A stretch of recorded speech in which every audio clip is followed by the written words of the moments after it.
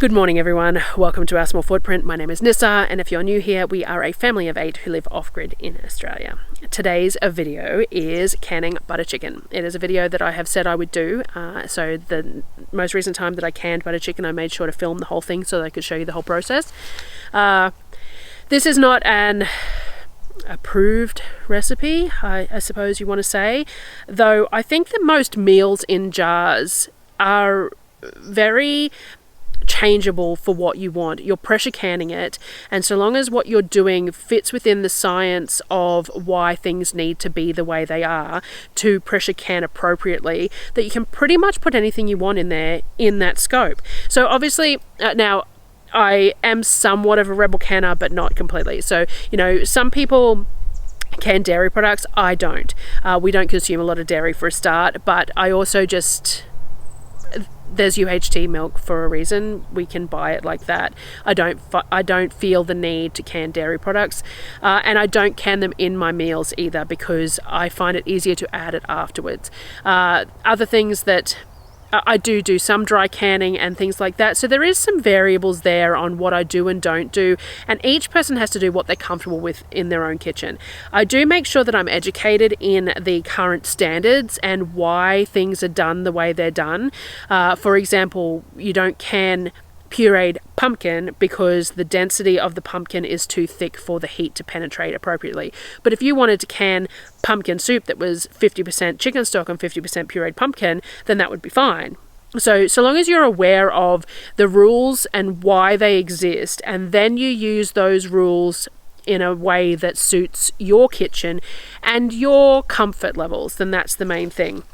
I do always try to give you any information about, like, if something isn't approved, then I will let you know that I'm doing it this way, but that's not necessarily how it's suggested to do. So take that along with what I'm doing.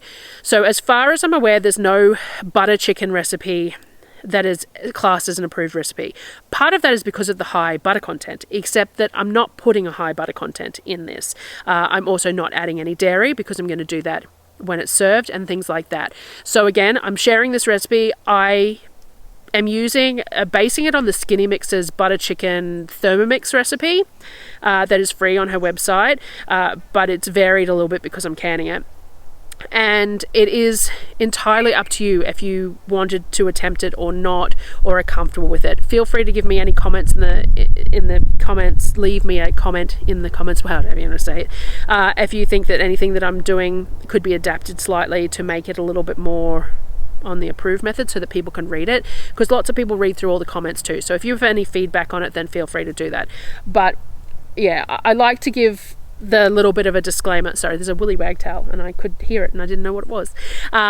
Do like to give a bit of a disclaimer about it, that there is definitely differing comfort levels within the canning community, and differing levels of rebel canning as well, and you have to pick how closely you choose to follow the rules that are done. There is a little bit of thing about the rules too, mind you. They change. So the USDA, or whoever it is that does the predominant amount of rules, they outline why that this is an approved method. And basically they do that because they have done the testing to allow that to be an approved method. So it doesn't mean that something won't be approved later once they've had time to do the testing, or they've had enough prompting to do the testing on it. Like, if it's not a common thing, then they're not going to do the testing. And then therefore they class it as not approved because they haven't done the testing. So they can't say that it is because they've never checked, if that makes sense. Anyway, bit of a squirrel, but a bit of a disclaimer there anyway. So I'm going to go through how I canned the butter chicken so that people who want to give it a go can, and people who are just interested in the process or the recipe itself can as well. And we'll go from there. Thanks, guys.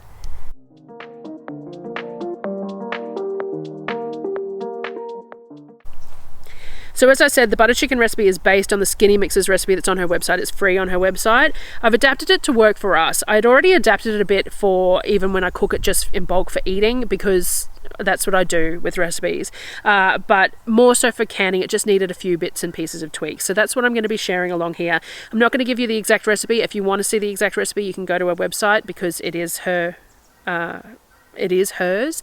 I might try and give some notes for the adaptations in the description or something. Let me know how you go anyway.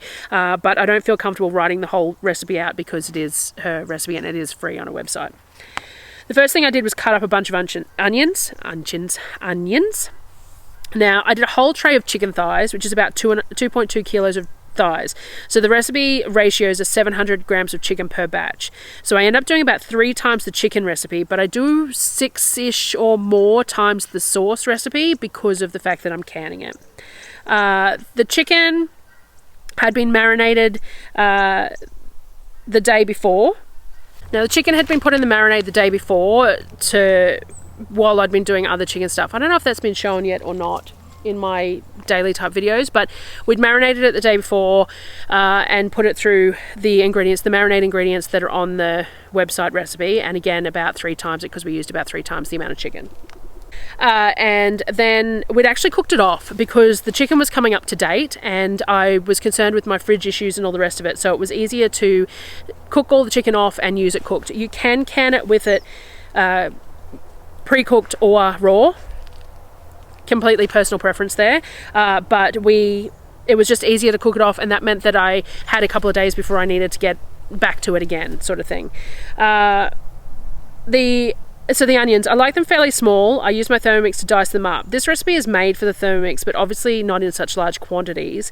And I tend to do it on the stove top so I can assess it as I go, especially for canning purposes. I did use the Thermomix to dice up the onions though. The recipe has about 200 grams of onions per batch, so I did about 600 grams of onions, diced them all up. I put a bit of ghee in the bottom of the pot, nowhere near the quantity that the recipe calls for, just enough to moisten the bottom of the pot so the onions weren't going to burn. And then cook it off till it's soft and translucent. It's going to can for 90 minutes, so whilst I want it cooked, it doesn't have to be excessively cooked, it just needs to be translucent, like it just needs to be softened. So while that's cooking off, the sauce calls for a variety of tomato products. It's got tinned tomatoes, tomato paste, it's also got apple cider vinegar, ginger and garlic in it. In the Thermomix recipe, you blend all the different sauce recipes up, like the sauce ingredients up in the Thermomix until they're smooth. So I did blend the tinned tomatoes a bit so that there weren't any huge chunks, but I wasn't real precious about it. But I did blend up the tinned tomatoes. Now obviously because I'm sort of 6 timesing the recipe, that's 6 tins of tomatoes, I can't put everything into that pot. So I did just puree up the tinned tomatoes a bit just to make sure that there's no big chunks of diced tomato within the sauce, because butter chicken's generally a smooth sort of a sauce.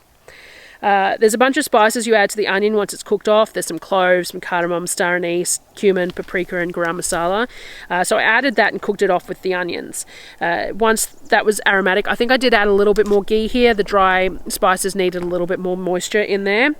Once that was really aromatic and you could smell it really well, I added in the tomato ingredients. So the tinned tomato that had been pureed and the rest of the ingredients that were needed for that tomato sauce, the apple cider vinegar, the ginger, the garlic, and the tomato paste and all that sort of thing. I added it to the onions to cook off as well. I brought that up to a simmer to let all the flavors sort of amalgamate, and then once it was simmering I added the chicken. So now, as I said, this chicken you could have added raw, marinated and raw, or we're adding it cooked. If your chicken is cooked when you're canning it, it's going to hold its shape better. So because it's being cooked before it's being put into the jars, it means that when we serve this up, it's going to have chunks of chicken in it. If you put it in raw, it tends to shred. So because you're going to reheat this, you're going to pour this into a pot and you're going to stir it. And if you've put the chicken in raw, anyone who's canned ugly chicken knows that if you put the chicken, once you pull the chicken out, it's shredded. It's got a texture similar to tuna, is what we say. It actually almost smells like tuna too. It's weird, but anyway. If you can it raw, when you reheat your butter chicken, you're going to end up with basically shredded chicken unless you're really, really super gentle with it. But by cooking it first, you're actually going to end up with chunks of chicken in it. Personal preference, I don't mind it either way. It's kind of nice with the chunks in there, to be honest, especially because we're picking it up with bread a lot of the time. But you can do it either way. That's personal preference. Interchangeable, same process, you're cooking it off first or not. And some people, when they can chicken, they slightly sear the outside of their chicken before they can it too, because they want it to hold that shape rather than being ugly chicken, which is raw, just jam-packed into a jar and ends up being shredded chicken. So personal preference there. Now, I decided it was a little thick for what I wanted. So as I said before, density is an issue with canning. So you don't can pureed vegetables because you can have issues with the heat permeating the middle of the jar appropriately to process according to what needs to be processed for it to be safe to sit on your shelf. So I just wasn't comfortable with the density of this. It was just all a little too thick, and there was sort of a little bit too much chicken to sauce ratio. I wanted a little less chicken to sauce ratio because of the way we eat it. So what I did was I added a jar of passata. So we're just adding a bit more tomato product here to it, added a jar of passata and then half a jar of water to clean out that passata into the sauce, and then mixed it up to see if it was a bit thinner. And I was happy with the texture then too. Obviously, as it simmers for a bit longer too, some moisture from the chicken releases and it ends up a bit thinner anyway, and it's possible it could have ended up a bit like to more my preference just from cooking it off a little bit, but adding that passata wasn't going to hurt anything either. So I simmered it for 5 or 10 minutes once I had everything in there, just to meld those flavors and make it all sort of a cohesive sort of a dish. I used my Fowler's 31 jars. These are, I think it's 850 mils, but don't quote me on that. I treat them as a quart basically. I pulled a bunch out. So they were washed in warm water before using them. I cleaned the rims so I filled the jars, ended up with about 10 of them. I filled the jars evenly with solids and sauce. So they all have a sort of a similar quantity of chicken to sauce ratio in them. Once they were all filled, I debubbled a little bit because those bits of chicken are in there. I just wanted to make sure that they settled accordingly and that the headspace was correct. Once I had debubbled them, I started the process of canning them. So I'm going to clean the outside rims of the jars with white vinegar, place the rubber ring around the top of the jar as well, and I wiped that with white vinegar as well, just to make sure that I didn't have any grease on my hands that's transferred onto those rings. Then I placed the stainless steel lid on the jar as well and put the clips on the jars. Now, I wipe the inside of the stainless steel lids with a bit of white vinegar as well, because I like to make sure that they're nice and clean and they haven't picked up any debris or dust from my kitchen space.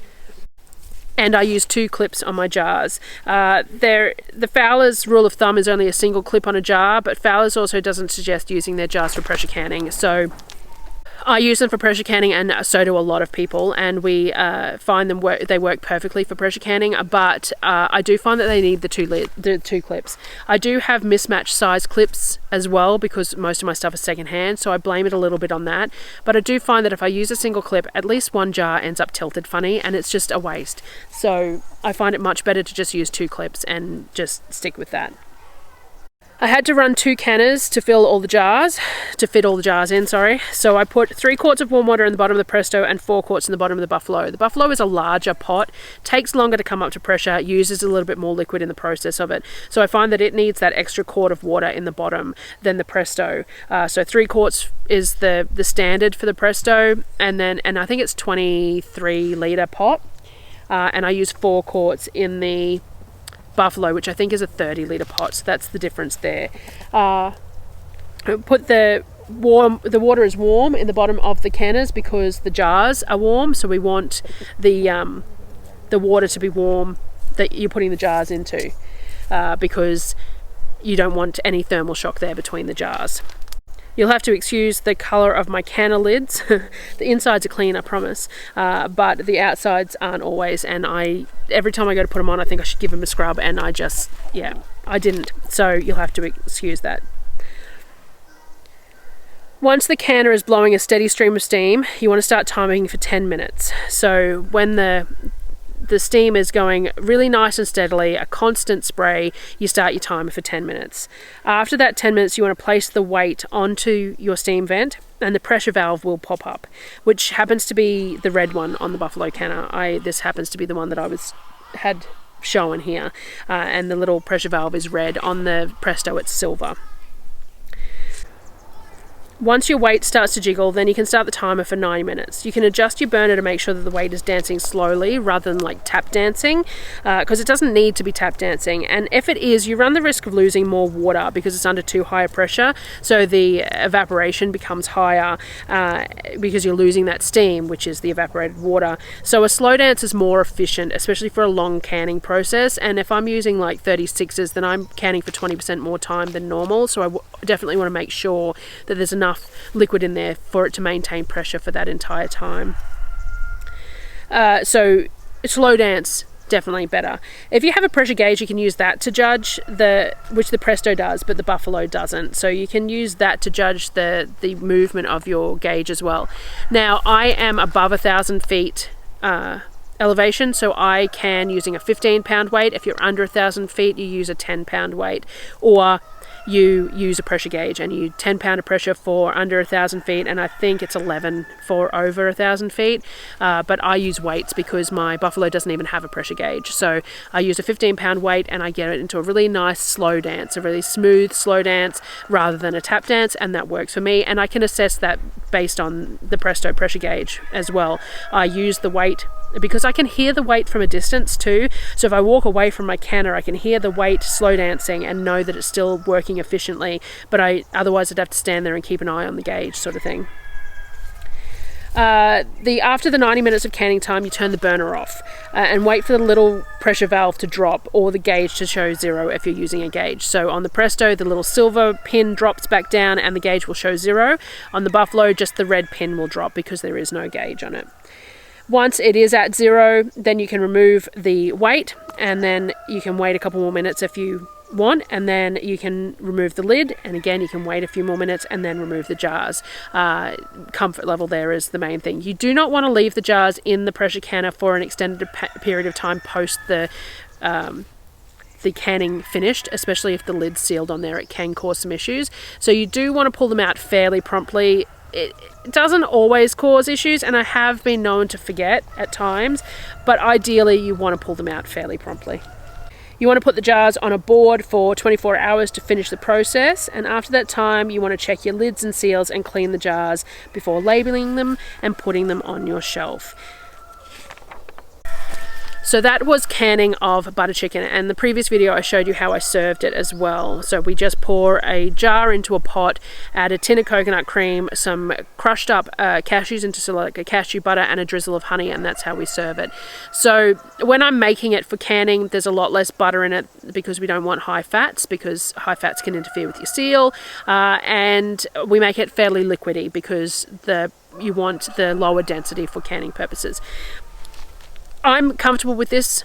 It works well for us. We really enjoy it. It probably doesn't have the classic butter chicken flavor because it's higher in tomato base and things like that because of the way I'm canning it and then the way I'm serving it as well. But we're really happy with it. So it's a butter-ish chicken that we're canning.